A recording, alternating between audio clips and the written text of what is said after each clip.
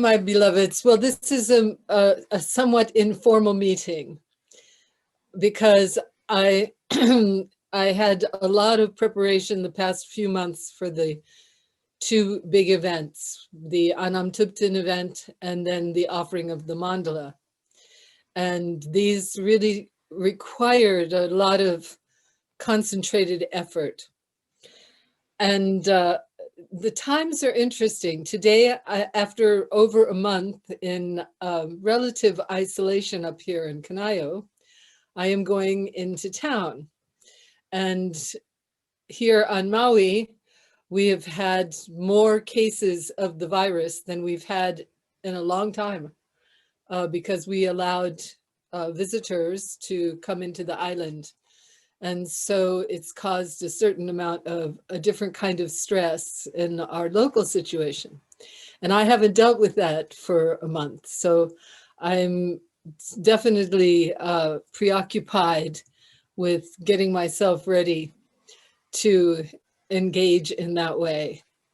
It's, I'm sure that everything will be fine, but I also ask for special protection. Now I'm going to close my email program because it's going to keep making noise. So I had the most amazing experience of impermanence this week. I was working, you know, I do a tremendous amount of work on the computer. All day long, I'm on and off the computer with emails, with just organizing things. And I was in the middle of writing a something to the group. And all of a sudden, it started erasing. What I was writing started erasing, disappearing right in front of my eyes. This whole elaborate communication that I was developing for, so I don't remember what the purpose was, but I started to panic and I'm trying to get out. And all of a sudden, all of my emails in my in basket, which means current work, started disappearing. And I'm trying to close the program. It wouldn't close. It kept beeping at me. Finally, I figured out how to get that program closed. And the problem jumped into another program and started erasing a poem that I wanted to share with you during this particular event. And also that I may want to create a dance experience from. Just watching the letters, it was sequential, but very fast. So suddenly disappear, disappear, disappear. It was really a remarkable experience of impermanence, of recognizing that, you know, like this, here I'm, you know, my computer has almost 2 terabytes of material, dances, photos, promo, writing, my books that I'm developing, all the notes that I mean, it goes on and on and on. And it's been going on and on for some years now since we've had computers. And so realizing how ephemeral these connections are, how in the blink of an eye, suddenly everything changes. So that took a little getting used to. I had to just close the computer and go sit for a while and absorb the fact of impermanence, that, okay, this has happened. And I don't know what, because I've been involved lately. I had all of these malas that I was offering to my beloveds because I had bought a lot before I went on tour, and then I didn't end up on tour, so I still had the malas. So I thought, okay, I'll offer them to everybody. So I had all these orders disappeared, and all of the status of the orders that I'd already taken care of gone. So I thought, okay, I just have to breathe a little bit and relax. And then when I have better energy, because the panic of the experience took all my energy. It was like, along with the letters disappearing went my energy. I was totally exhausted at the end of this experience because the implications were vast in the sense of my ordered life as I expected it to be. Well, to condense this story into a happy ending, I managed to find most everything. And I think, you know, if of course down the line somebody writes and says, hey, do you remember? Fortunately, you know, we have this wonderful Tara Dhatu team. Our fabulous bookkeeper, David, helped me to resurrect who had paid for what. And my memory still has some shreds of value. It's still functioning to a certain amount. So I put it all back together again. But it was a wonderful experience of impermanence and of recognizing, wow, you know, in the blink of an eye, anything can happen. Anything can happen. Recently, for many of you, either watched the dance that we did, the mandala, the virtual mandala, or you were actively participating in it. And it was a journey. It was an effort for us to engage in this, and yet we did it. And now it's over. Now it's on to the next fabulous thing.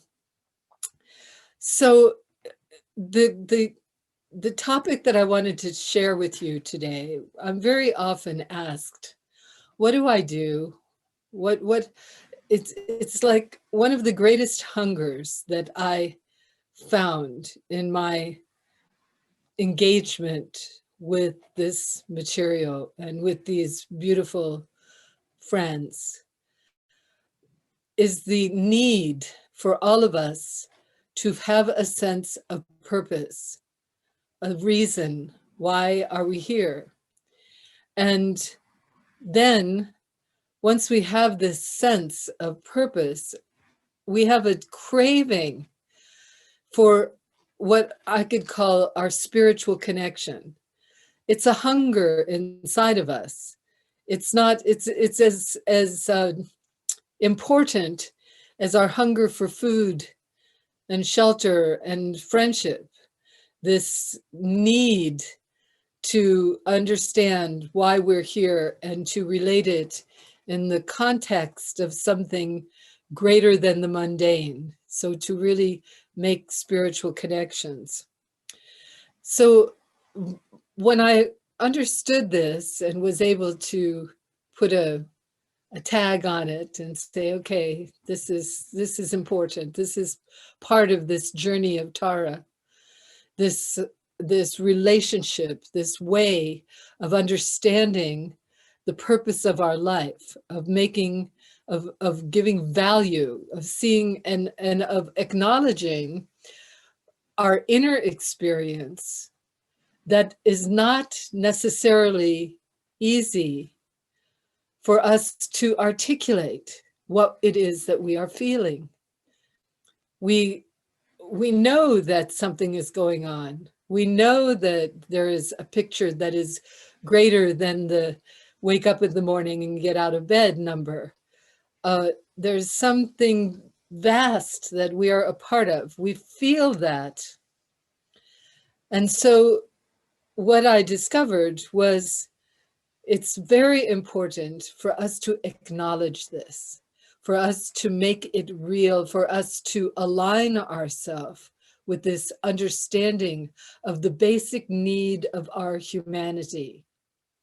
And then to see what relationships are we going to cultivate in order to clarify this connection and to find satisfaction, personal satisfaction in this relationship with our inner craving. How do we solve this?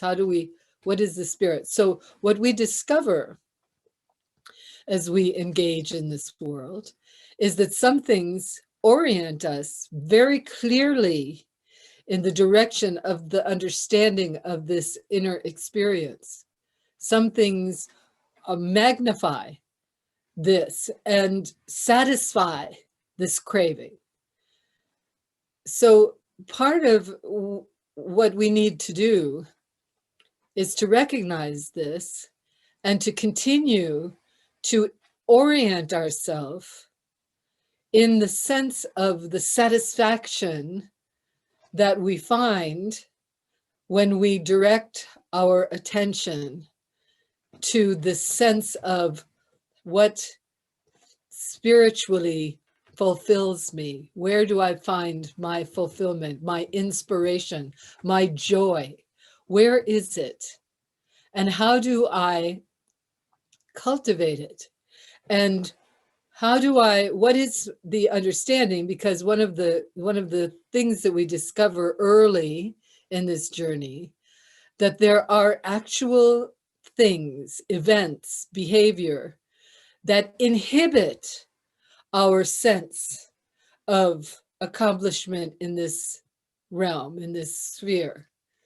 And so we lose the connection. It's not that difficult to lose the connection.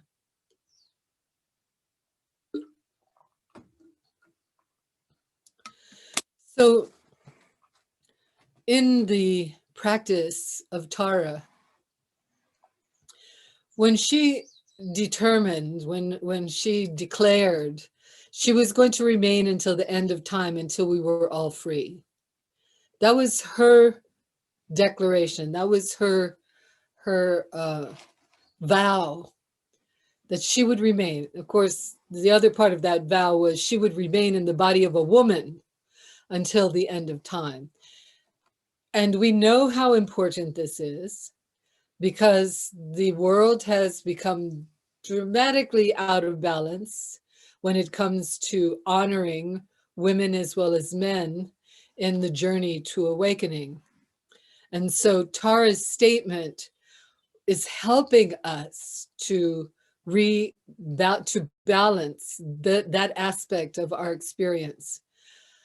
But more than anything, the orientation, the understanding that until we are completely liberated, we have this support, we have this inspiration, we have this guide, we have this relationship with beings that are determined to help us to fulfill this inner longing, this craving that we have to manifest our spiritual connectivity.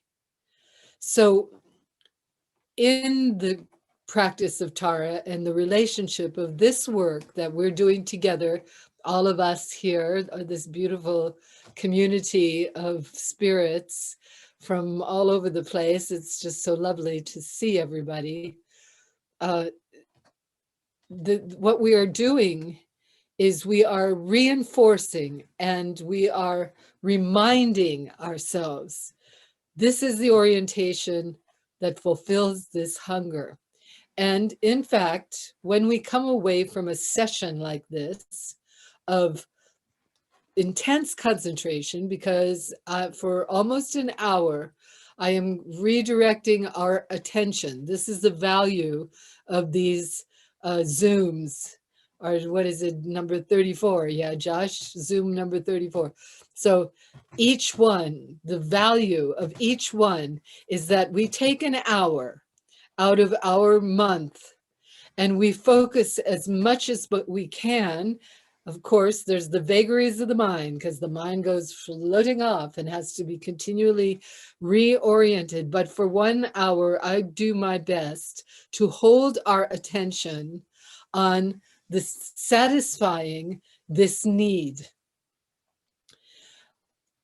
Now, according to my experience in my personal spiritual journey, I have found certain aspects, a certain orientation that is very helpful. And as I have been communicating this over the course of these 35, 40 years now, I have noticed what is viable and functioning for those who come to pay attention to what it is that I have to say.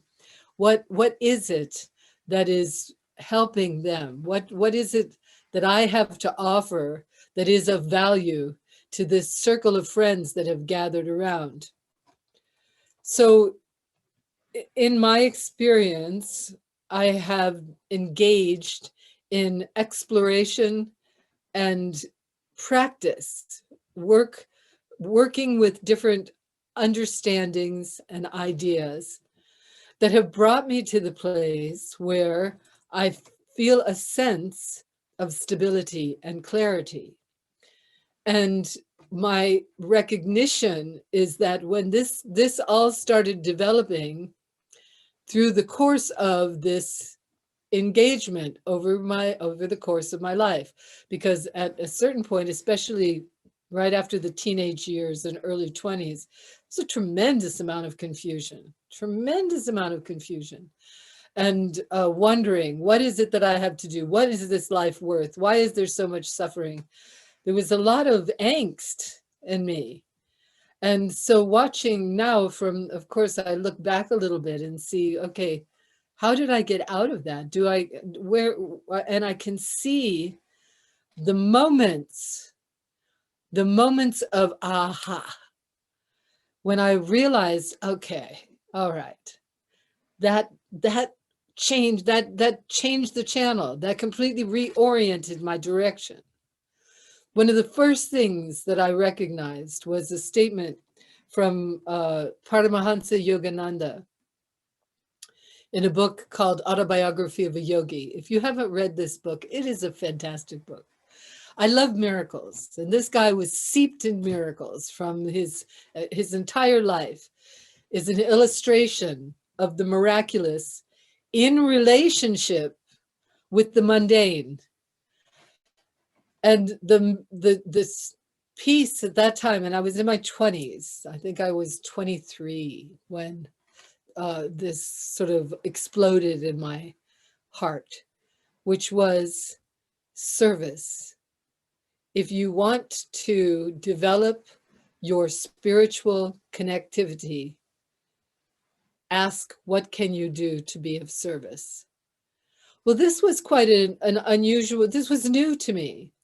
Not that I didn't know about service, but that it had never been put so clearly that it was, in fact, one of the greatest things that I could do for myself was to recognize the needs of others and respond to the needs of others. That, because my growing up time in my family, what I had been told in school and in the family was, take care of number one. You take care of yourself. That's all that you need to do. And then you take care of your family. That's all you need to do. And you get as much pleasure as you can. So it was a very self-oriented picture without taking into consideration the interconnectivity of the world. And therefore, I found confusion and I found dissatisfaction. So when I heard this from Paramahansa Yogananda, I thought, okay, I'm going to try this out. And I found a spiritual community to serve. I didn't want to join them. I wasn't interested in their dogma, but as it turned out, they didn't have any.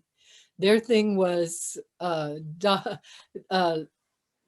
remain. That was their thing. Words disappear and hearts remain. So I thought, okay, this I can handle. And it changed my life. I went from this craving for physical experience, this craving for sexual satisfaction, this craving for food satisfaction, for experience satisfaction, for stimulus of all kinds. It's a craving that was never satisfied, or if it was satisfied, it was a temporary satisfaction. So I could say, yes, this was wonderful, but then boom, it's gone. And what's left then? Well, I have to find more things to please me. So I understood that there was no end to sexual cravings, food cravings, experience. There's no end, and there's no ultimate satisfaction there. Fortunately, when I recognized that, there was this other piece, service. So when I started looking at life from that perspective, and I became I did my first, you might say, long retreat. For a year, I stayed in a little cottage by myself. I was the postmistress and the health food store mistress. It's a tiny, tiny little place in a community of 40 people. And it was perfect. So I did very little talking. I read 2 books, the Bible and the Bhagavad Gita. And I just, I prayed. And I went into reverie. And I understood the value of the spiritual journey. So that was the first real concentrated spiritual engagement. So when I'm talking about wisdom, because in the orientation of the way we've developed our practice here in Dhatu, we start with the understanding of right away we have to know that we have the capacity for wisdom, and we need to know what is meant by this word. It's not intelligence that we're talking about. Wisdom transcends intelligence. Wisdom enables us to experience in different dimensions of consciousness. So we are not just limited to this relationship of us and them.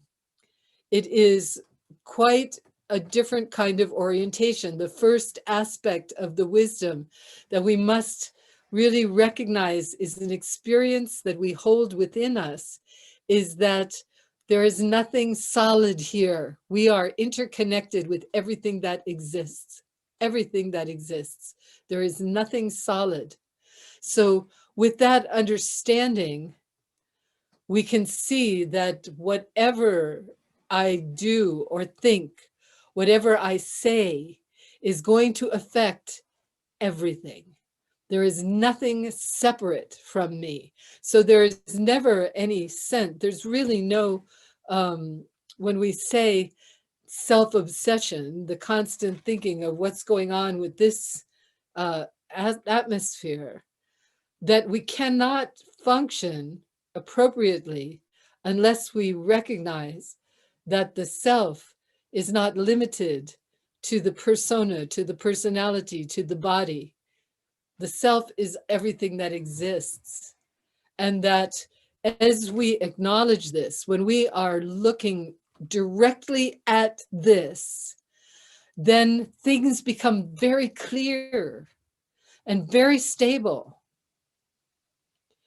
There is a resultant radiation that occurs with this recognition. It is the field of love. It's not, we often say when we rest in the heart of wisdom, we radiate our loving compassion because we're used to seeing ourselves as an isolated thing. But actually, our consciousness is merged with the infinite source of love and light. That is the automatic experience of connecting with the wisdom that we talk about, the wisdom that rests within. That is the experience of knowing there is nothing solid here. I'm interconnected with everything that exists.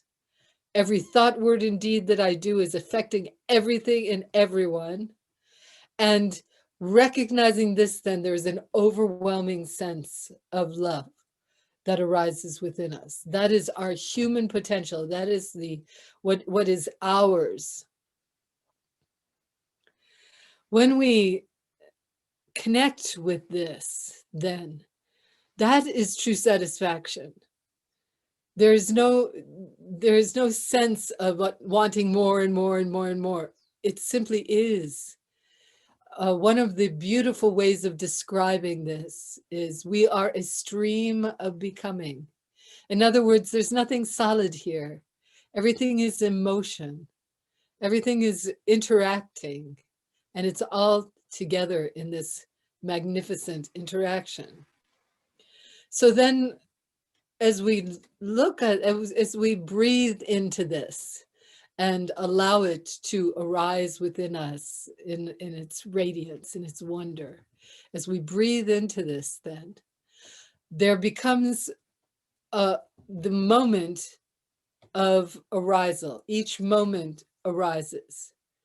And also arising, we are used to taking a step back to whatever presents itself and analyzing it according to what's this going to do to me. When we do that, then the response from the universe, the universal life force, is distorted because it's not only about me. The quest has to be, what do I do? How do I use this? This moment? What is my relationship within this moment to bring the greatest good to the whole picture? What is it that I have to do? How do I define my my pono, my responsibility? What is my responsibility? What is integrity? How do I define that? So the next piece of this, then, with this orientation of motivation, of wisdom and compassion, is the recognition that, in fact, we are engaged in a world that is constantly changing, and we have a resource with our mind. As we cultivate the power of our mind, we have the capacity to influence the moment as it arises. Knowing this, then, we want to be sure that as we, first of all, how do we do this? How does this function? Where does this come from? How does this function? And is there a way to become more powerful? Is there a way so that when I encounter or engage in whatever the situation is, because we're all, we're in this big soup of relationship with every moment, with everything. So as we engage in this relationship, in these relationships, what do we do? How do we use the energy that is somehow appears to be in our grasp when we're resting in wisdom and compassion? What do we do with the world as it presents itself in all of its glorious colors? What do we do? Now, the more we cultivate the wisdom and compassion, the clearer it becomes of what our obligation is, which is outside of the nature of craving, outside of the nature of confusion. So the third aspect that we need to recognize, how do we gather the power and the capacity, the skill to really engage in the world as it arises before us? How do we do that? What are is there anything we can do? Or are we simply subject to the moment? Now, according to these teachings, and especially within the Vajrayana is very specific about this kind of thing. Because in the Vajrayana, it says, we are here to accumulate skill and power. We want the power. We want the capacity to be able to empower others, to be able to manifest the fullness of their human potential. We want to be able to do that. And in order to do that, we have to meet each moment with the absolute amount of clarity that we can. And very often we find ourselves meeting the moment with absolute confusion and fogginess. So why is that? What is that? And what do we do when that's what happens? What do we do when we're presented with a situation and it looks like this person is being very unkind, either to myself or to the people around. They're totally saturated with confused attitude. Definitely, they are not taking into consideration the great eternal connectivity that we have. So what do I do? Now, this is where you want to be powerful and skillful, because you want to be able to approach the situation in a compassionate way, not a judgmental way, not a way that makes the person wrong, but a way that sees the situation as a stimulus for your wisdom and compassion nature. And because you have been gathering potency and skill, and I'm going to talk a little bit about how you do that, you are able then to enter into the space with whatever is going on, and your radiance of wisdom and compassion will engage on whatever level that person is, and the situation has the capacity to receive. And that's all you need to do. That very, very often there is this sense of, I'm not doing enough. That's enough. That's enough, because the whole world is engaged in this grand adventure of revelation of consciousness. And each little spark of this wondrous engagement has its job to do. So do your job. Do your job. Listen, open, be stable, be clear. Now, that's okay. It's easy to say this stuff. You know, words are, you can even say words are cheap. You know, I can say anything. But the intention here is for us to look at what robs us of our capacity, what keeps us from being clear, stable, and powerful. What is it that we need to pay attention to? How do we gather energy? Someone asked me, in fact, I think it was Priya, you know, how do you become magnetic when you dance? How is it that when you dance, or when Miri dances, you're so magnetic, we can't take our eyes off you? And we have an experience. Why is that? Well, that's because over the course of who knows how many lifetimes, but certainly this one, we have engaged in specific kinds of practices. So now it's up to you to determine how much energy can you give to this. Now, there's a couple of ways of doing this. It's not only about engaging in formal practice, although a tremendous amount of capacity is available through these practices, because they were designed to do this. This is why I feel it's my obligation to organize us in these mandalas of dance, because when we are truly focused as a group on the qualities of Tara and the commitment of Tara, the commitment of ourself, when we are focused as a group, it is a powerful experience, a powerful opportunity for us to accumulate this vitality and this energy. And we know it. We feel it. We feel it when we're dancing, and we feel it afterwards. We feel it in our connectiveness with the people around us. And also, it reveals, these practices help us to see what is it that is distorted in our thinking. Because there's that also. We have these distortions that arise that are totally wrapped around what is called self-obsession. We have these distortions. And so we need to be able to penetrate there and liberate the energy that is trapped in these mental distortions. Now, one of the things that's interesting to me is there are many activities these days in the scientific community of studying the mind and the mind's capacity and seeing what is exceptional, how do we develop exceptional quality. And almost it is remarkable to see that the different practices and meditations that we do, that they allow us, they engage us in a specific way that causes us to accumulate, what can we call it? Mental power.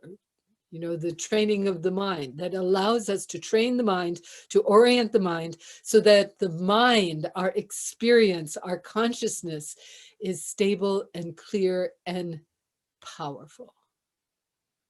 So in these prayers that, you know, if you just read them and don't think about them, or if you haven't spent time really studying them, well, that's one form of energy. Yeah, you can zip right through it and that'll give a little buzz, but it's not going to profoundly disorient whatever it is that your mental obsessions, and it's not going to build the power base that you want, because yes, we want to be powerful. We want to be able to empower others. We want to be able to look at someone who's totally confused, who's so confused that they think they want to kill themselves. And believe me, there are a few of us out there.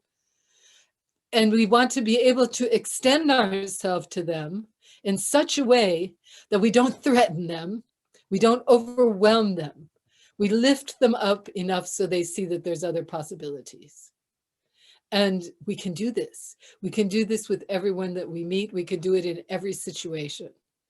Not with the thought, the point is not to, although we gather energy by making the prayer as vast as possible, for the sake of all beings, absolutely. That just saying that alone orients the mind, because that's what we're talking about when we're talking about training the mind. How to orient it in the direction of what is going to gather around us the wisdom and compassion to establish us. Because once you're established in wisdom and compassion, there's no more question about it. You are the establishment in wisdom means that you have a sense of the eternalness of the you know, what did they call it? Emptiness, of the infinite nature of our mind's capacity, of the infinite nature of our ultimate mind, and how we engage in relative mind in order to bring about wonder and benefit for all. Yeah. So one of the things that as I was thinking about this talk,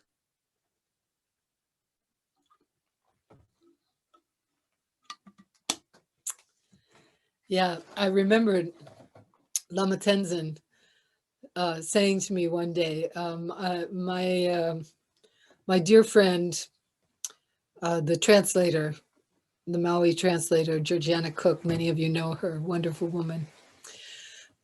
She and I, for a couple of years, were sort of the ones who upheld the activity of the Dharma Center. It was just very tiny, you know, and mostly her, but definitely I would come down and we'd hang out and then we'd talk about everybody. You know, we'd talk about everybody. That was one of our joys, was just, you know, to talk about everybody. And one day Lama Tenzin walked by and he said in his broken English, "You leak power out of your mouth." It was such a shocking thing to hear. It was such a shocking thing to hear. So I stepped back.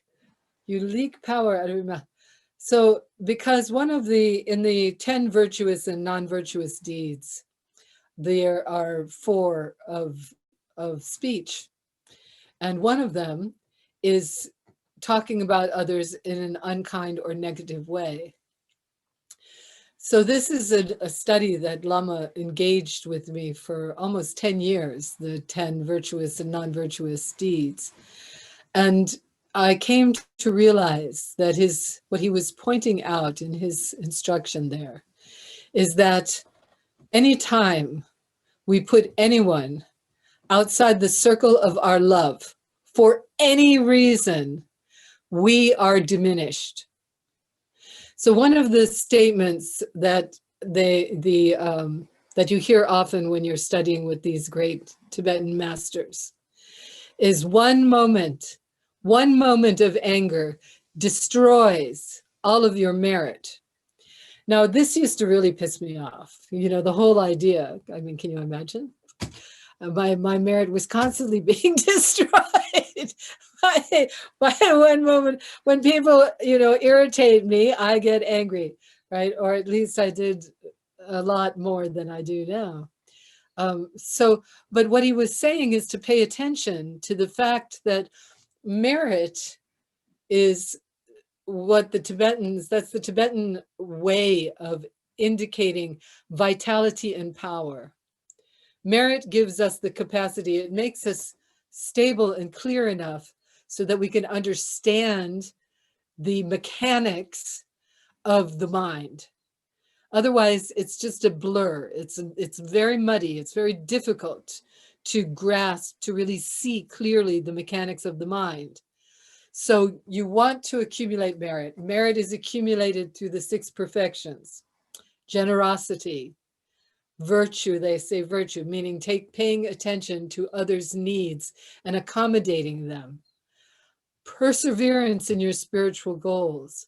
Patience when it looks like you're being grabbed by life and you're not able to get to the point where you think you should be. So, but the biggest one is generosity. The biggest one is generosity, giving in whatever capacity you can. And that doesn't just mean money. That means time, that means affection, that means your listening, capacity to listen.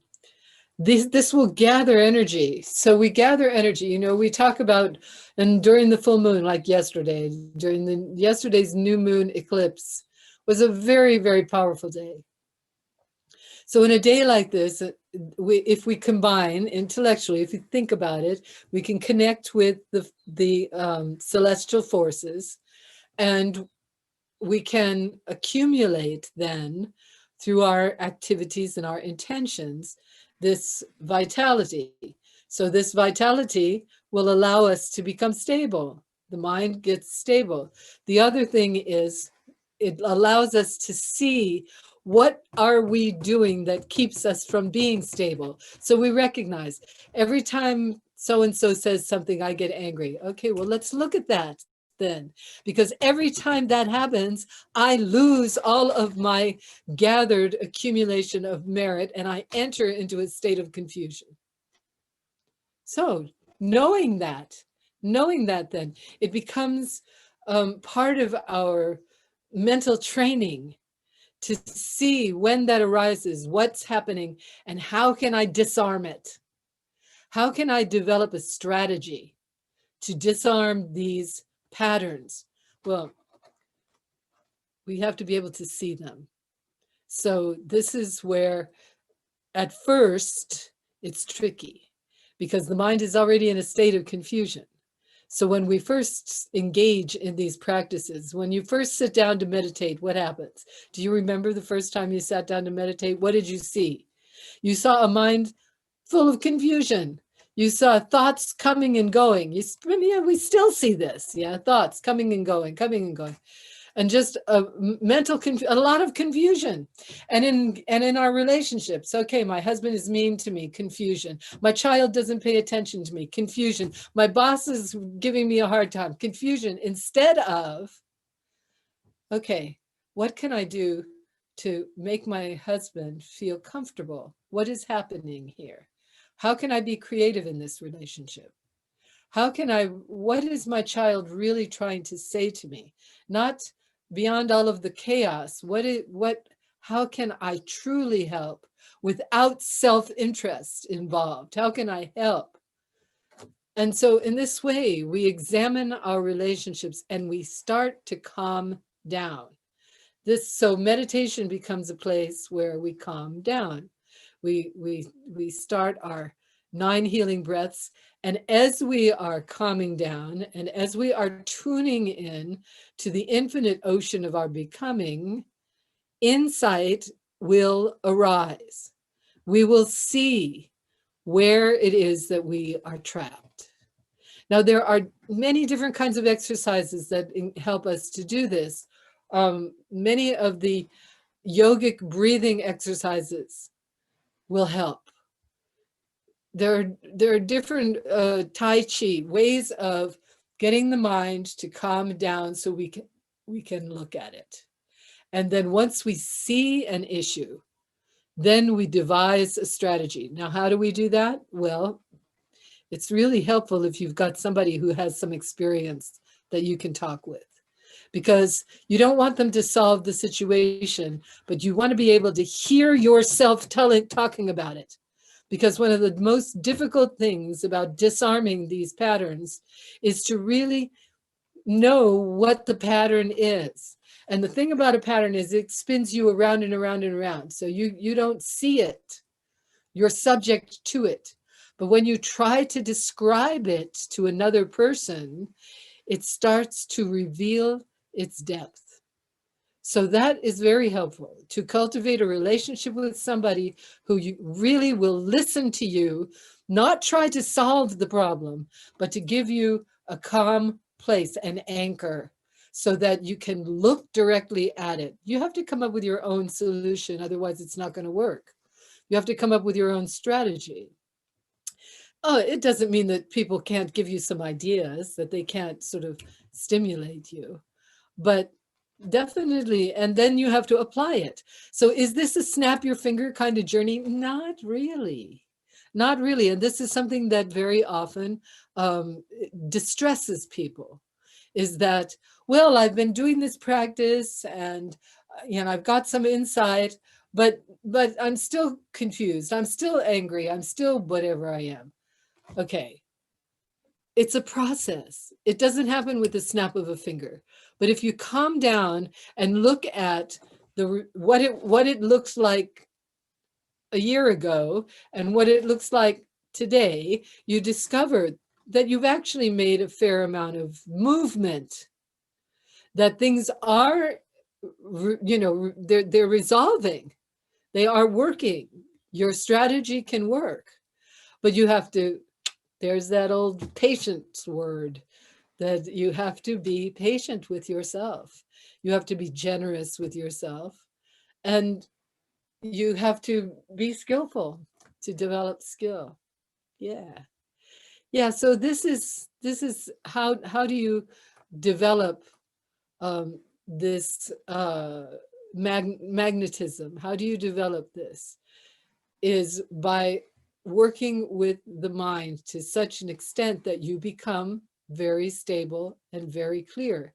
And when an issue arises that stimulates an old pattern, you have developed a strategy to disarm it so that it's no longer robbing you of your energy and your vitality.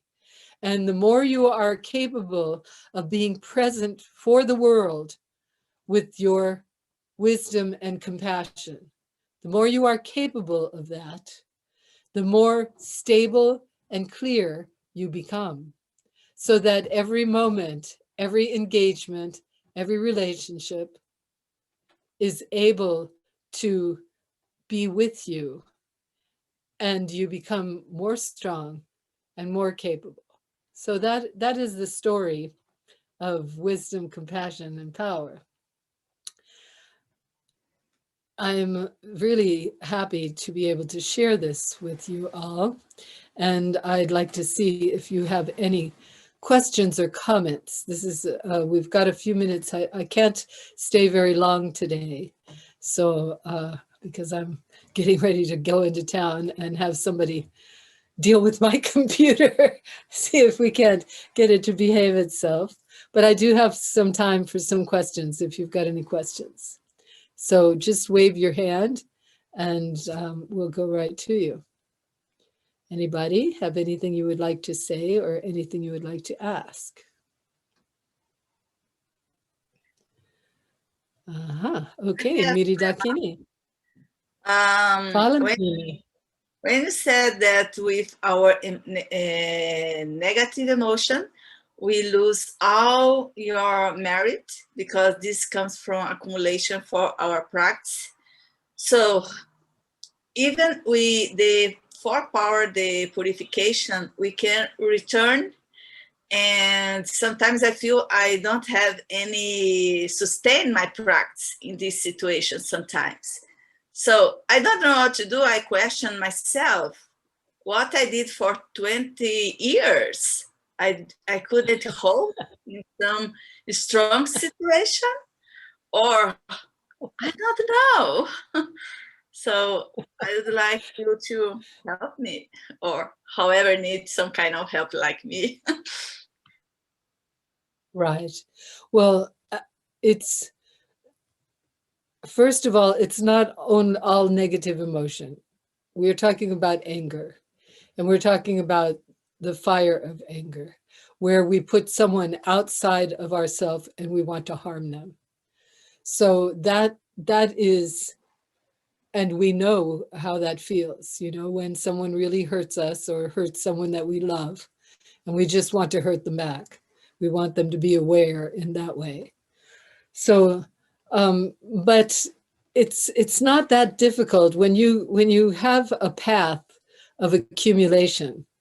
It's not that difficult to go back and gather more.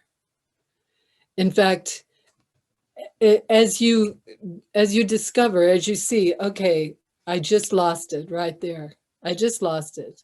Okay, so I'm immediately going to engage in acts of purification and accumulation. And by doing that, then you can disarm the energy. You can disarm the confusion.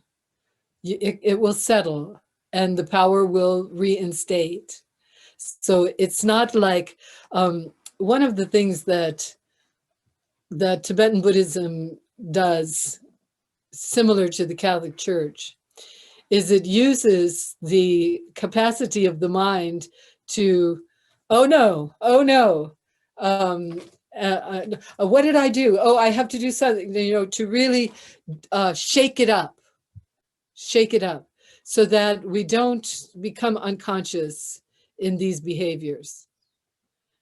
You know yourself that you have improved over the years in these different conditions, that you know that if you lose it in anger, that you are able to bring yourself back, that you're able to engage in vajrasattva, you're able to engage in making offerings, and you are able to really look at the condition and see, how can I be more skillful?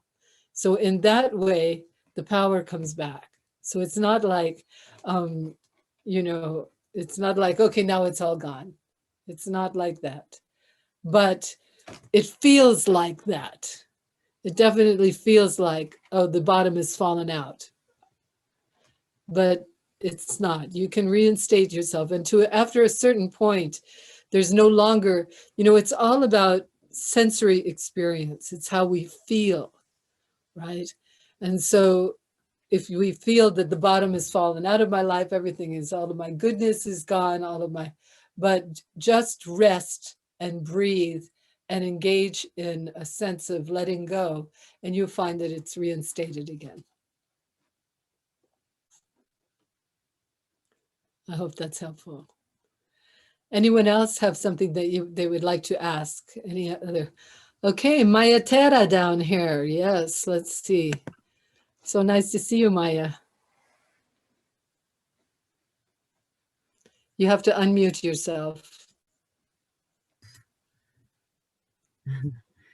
Hello, everybody. We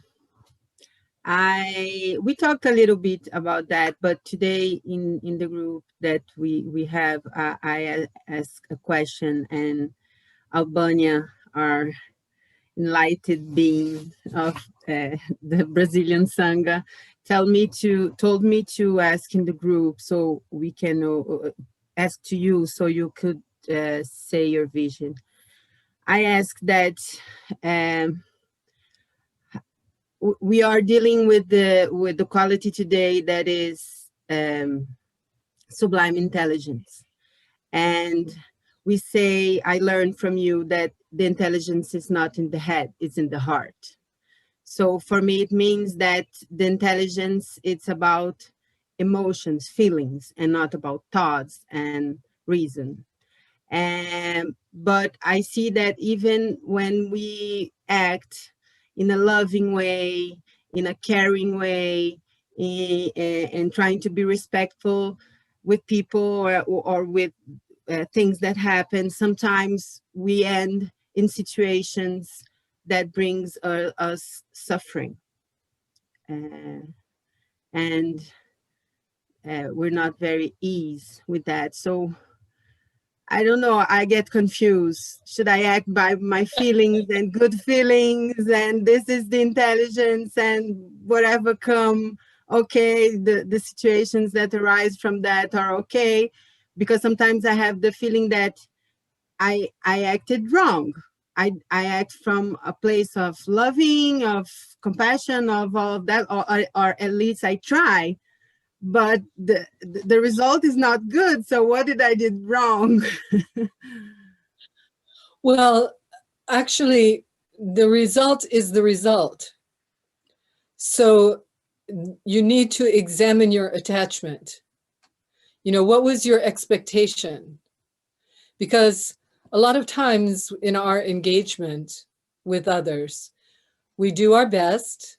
And as you say, nothing really happens apparently to you in a sense that's positive. But if you hold your position as far as open heart and don't have any expectations about the result, then you're not going to suffer. Our suffering comes from our own expectations, our own attachments. Whenever there is suffering, that's where you have to go. What am I attached to? What do I feel? What was my expectation here? And what didn't get met? What expectation didn't get met? Because some journeys, in especially with other people, when there's a conflict, and then it's not going to be an easy resolution. It's not going to be a one shot deal. It's not going to be one communication or one. It can be an ongoing, all of your life engagement in conflict. But you, if you're going to develop the capacity, your mental, if you're going to train the mind, then you continue to persist in recognizing that all the characters involved in whatever is going on are interconnected, and that your wish for all of them is to resolve in wisdom and compassion. That's your wish for all of them. And that you are seeking, you are asking for guidance, you are asking for support from your sources of refuge to help you to see how you can engage and disarm the conflict within yourself and within the situation. So we think that we are here to resolve things, that we're going to, now I'm going to be loving, now I'm going to be kind, and everything's going to be okay. Okay, you know, that's ridiculous. That's like, really? That's total not what's happening on this planet. The planet does not function that way. We are engaged, and in that engagement, we are developing a capacity. And so we have to recognize. And the thing about number 5, which, you know, if you remember, the movement started like this, right? And then we did this, because the intelligence that we're talking about is the capacity to engage in the relative world as a radiant light being. And that requires intelligence, meaning the capacity to discern what is going on. How do I work with this situation? How do I develop this situation? And connect it with the radiance of our wisdom and compassion in the heart. So we're connecting the capacity to discriminate in the relative world with the ultimate mind at the heart. And then we engage without expectation. Now, this is the tricky one, and this is where it's helpful to have somebody to talk to, because it's hard to see what your expectation is. You know, we think, oh, well, I want the world to be, I want everybody to be happy. Okay, that's a beautiful prayer. It's a beautiful engagement. But what's happening? Is everybody happy out there? No. So do we become distressed about that? Do we become confused about that? No, not at all. We recognize it's a process, that the energy from my heart was pure. And we imagine that whatever level people were capable of engaging, they did. But we have no expectation of what that's supposed to look like. So we don't know. Every now and then I'll have somebody come up to me and say, oh, do you remember me? I danced Tara 20 years ago. You know, I was Tara number 7. I was Invincible Courage. Remember me? And I say, well, okay. No, but okay. I'm so happy. And this person will say, you know, that was the most powerful experience of my life. It still walks with me, that experience. It still works with me, that experience. When I heard this the first time, you know, I was, okay, that's nice. It's nice to know that I made some kind of effect. But after a while, I recognized we have no idea. When we send out our loving compassion, we don't know what form that's going to take. We don't know what people need. We're just wishing them well. Now, when I was engaged in a 7 Points mind training retreat with Lama Tenzin. And at one point, and it was intense, and I was exhausted. It was like the 6th or 7th day, and I was really up to here with loving compassion and mind transformation. And it was like, really? And so I said to him, Lama, is this making any difference? Is this really going to change the world? Is this making any difference? And he said, probably not. So I said, well, then what's the point? What's the point? And he said, because it's making a big difference in your mind. He said, and that's the point. You are training your mind so that you have the capacity to meet every moment. You know, don't worry about what's happening out there. You give it your best. That's all we want from you. That's all you should ask yourself. Do your best. Sita Rinpoche, when we were having teachings with him and said, Rinpoche, what do we do? What's the most important practice for us to do? Which, should we do Chenrei Z or Tara or, what should we do? What's the most important practice that we should do? And his answer was, be your best. Be your best.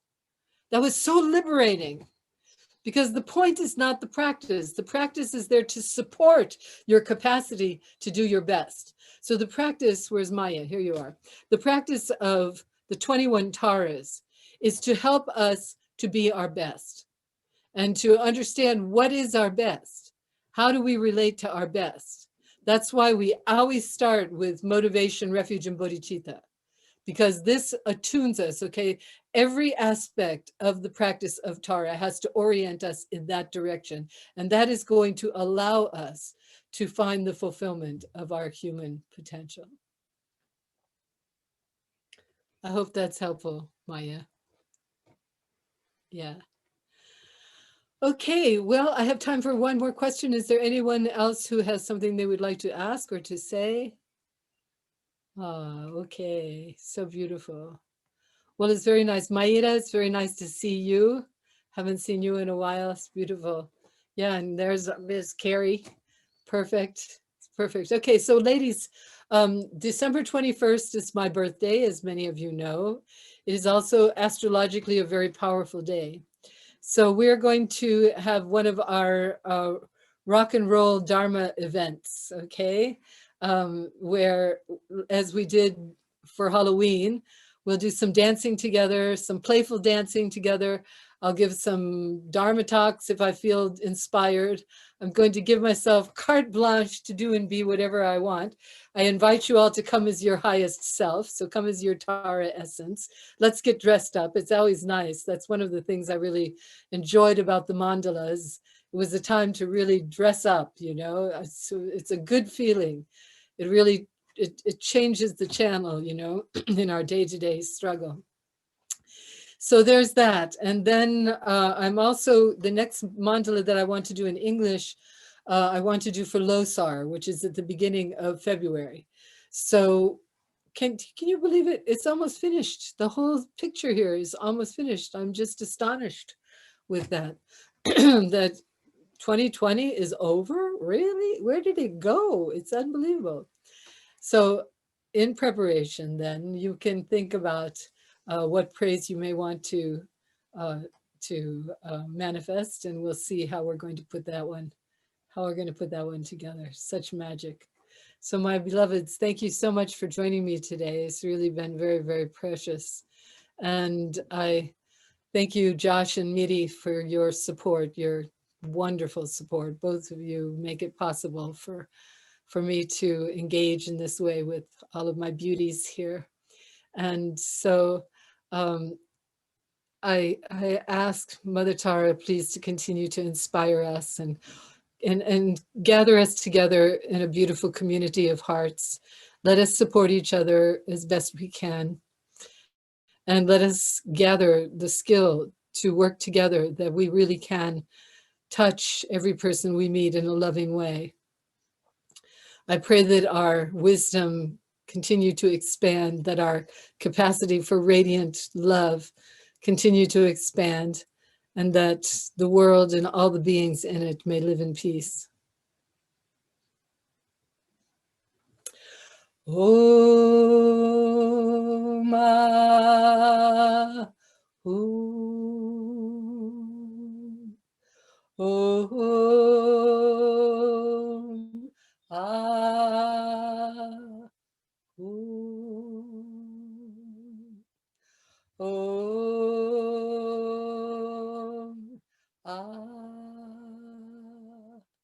Om